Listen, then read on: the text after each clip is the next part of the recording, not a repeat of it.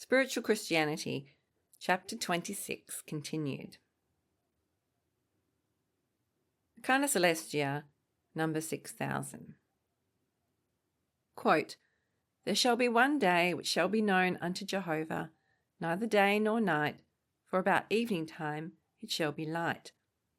In that day living waters shall go forth from Jerusalem, and Jehovah shall be king over all the land of Israel. In that day there shall be one Jehovah, and his name one." End quote. And that was from Zechariah chapter 14, verses 7, 8 and 9. These words are a prophecy of the Lord, and also concerning a new church. Jehovah, who should be for a king, and whose name should be one, is the Lord in respect to the divine human essence. That it should be one with the divine essence itself in heaven, called the Father. For before the Lord's advent, Jehovah in the heavens was, to man, the divine human essence. By passing through the heavens, he presented himself before many on earth as a divine man, and then the divine human essence was not, to their minds, so perfectly one with the divine essence itself, which is called the Father, as when the Lord made humanity in itself, or that state of life which belongs to man in nature, one with the divine essence. For before they were to man as if they were distinct.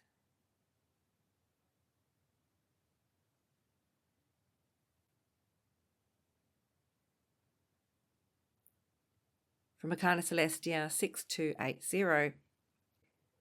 When men had so far removed themselves from the divine human essence that Jehovah was not able to inflow into man with that divine essence, he assumed humanity and made that a divine essence, and in this way was able, by an influx into heaven thence produced, to reach those of the human race who should receive the goodness of charity and the truth of faith from the divine human essence, which so became visible, and he so rescued them from hell.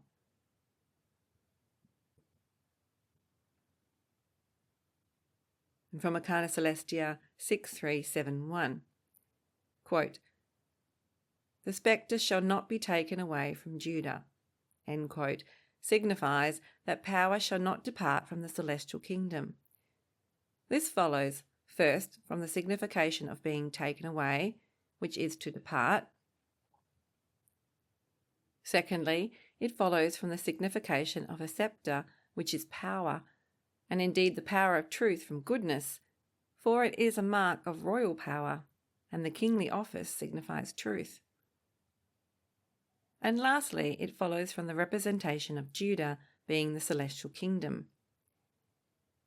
It follows therefore that, quote, "the sceptre shall not be taken away from Judah," end quote, signifies that the power shall not depart from the celestial kingdom.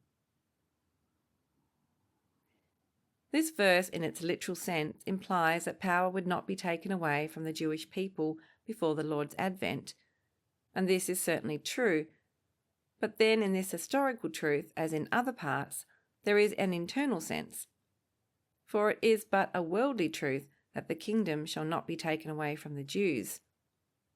But the spiritual truth, which is the truth of the internal sense, becomes manifest when it is known that power is understood by the sceptre and the celestial kingdom by Judah.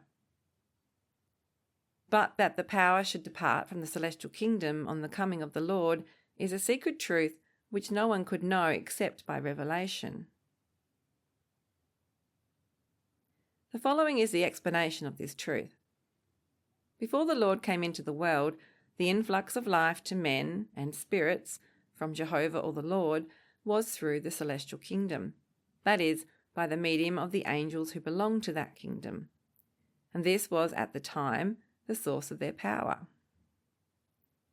But when the Lord came into the world, then by making humanity considered in itself, or that state of life which belongs to man in nature, a divine essence, he put on that very state in which the angels of the celestial kingdom had before stood, and thus put on that power.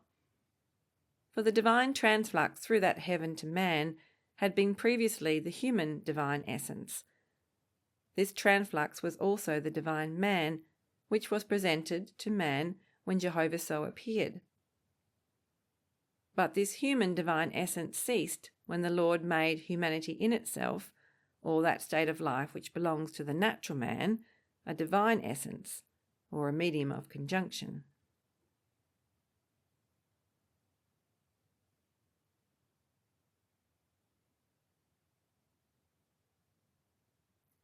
From Arcana Celestia 6.3.7.3.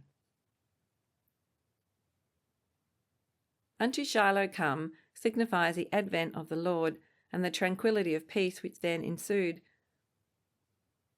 This follows from the signification of Shiloh being the Lord, who is called Shiloh because he restored all things to peace and tranquillity. For Shiloh in the original language is derived from a word signifying tranquillity. Why the Lord is here called Shiloh may appear from the explanation just given of the celestial kingdom and of its power.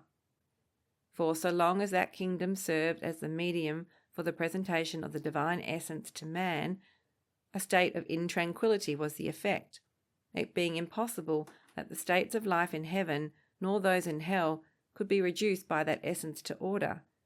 For the divine essence, which was transfluent through heaven, could not be pure, because heaven is not pure.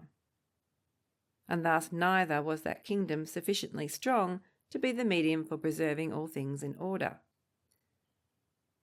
The consequence of this was that infernal and diabolical spirits at that time raised themselves up from the hells and began to exercise a dominion over the souls of those who had passed from the natural into the spiritual worlds, the effect of which would have been that no one could have been saved except the celestial, and at last hardly even they, unless the Lord had taken a human essence, and by making humanity considered in itself, or that state of life which is common to man, a natural divine essence. By this he restored all things to order, first of all things in heaven, and afterward all things in hell, and from this arose the tranquillity of peace.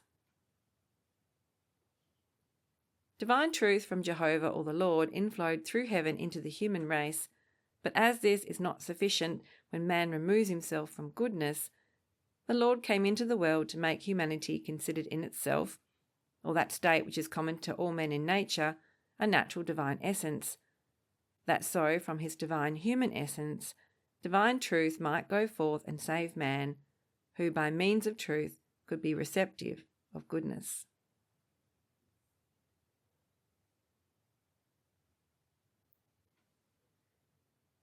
Arcana Celestia 9.3.1.5. That the Lord was pleased to be born a man was for the sake of actually putting on humanity, or the human essence, and making this a divine essence, in order to save the human race. Know, therefore, that the Lord is Jehovah himself, or the Father in a human form, and this he himself teaches in John, quote, I and the Father are one. Jesus said, From henceforth ye have known and seen the Father. Believe me that I am in the Father and the Father is in me.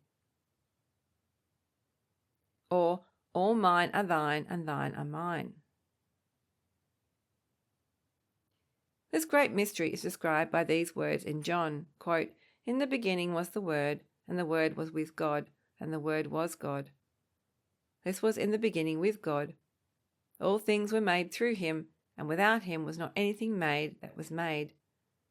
And the Word was made flesh and dwelt among us, and we beheld his glory as the only begotten of the Father. No one hath seen God at any time, the only begotten Son, who is in the bosom of the Father, he hath made him manifest.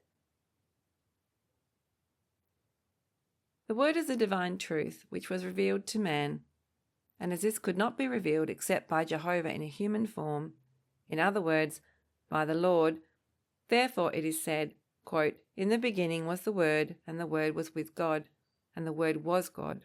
End quote.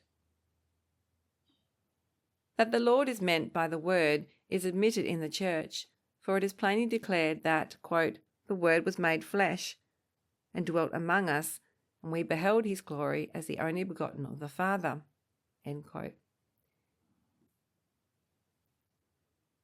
It is also in express terms declared that the divine truth could not be revealed to man except by Jehovah in a human form. For it is said, "No one has seen God at any time, the only begotten Son who is in the bosom of the Father, he has made him manifest." These passages will serve to show that Jehovah, or the Father in a human form, was the Lord from eternity, or the divine essence in the heavens. But then it was not in the flesh, for an angel has not flesh, and because it was the will of Jehovah or the Father to assume, for the salvation of the human race, the whole of humanity, or the whole of that condition which belongs to man in nature, therefore he assumed flesh also. And it is on this account said, "The Word was God, and the Word was made flesh." And in Luke, quote, "Behold my hands and feet, handle me and see, for a spirit hath not flesh and bones, such as ye see me have." End quote. By these expressions, the Lord taught that he was no longer Jehovah under the form of an angel, but that he was Jehovah man, which is also meant by these his own words, quote, "I went forth from the Father and am come into the world. Again, I leave the world and go to the Father." End quote. The Lord, when he was in the world, made his humanity a divine essence and expelled everything human from the mother, so that at length he was not the son of Mary.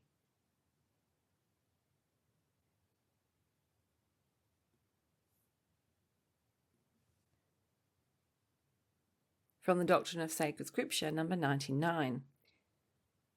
The state of the Church was altogether changed when the Lord became the Word in its ultimate forms.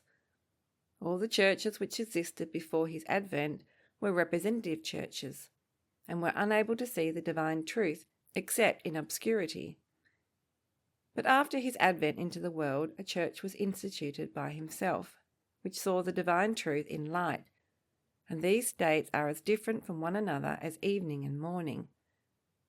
The state of the church before his advent is also in the word called evening, and after his advent, morning. The Lord, before his advent into the world, was indeed present with the members of the church, but then it was mediately through heaven, which was not the case afterwards. For now he is present with the members of the church without a medium. For in the world he also put on a natural divine essence, in which he is interiorly with man. His glorification is a glorification of his natural humanity, which he assumed in the world, and the Lord's natural humanity glorified is the natural divine essence.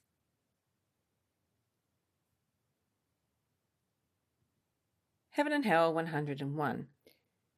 It is necessary to understand that all the correspondency of man with heaven is with the Lord's divine human essence, for from that essence is heaven, and that essence also is heaven.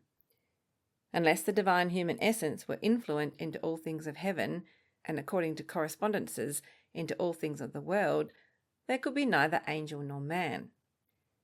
This will serve to show the reason for the Lord's having become a man, and for his having clothed his divine essence in the heavens with a human essence from first to last.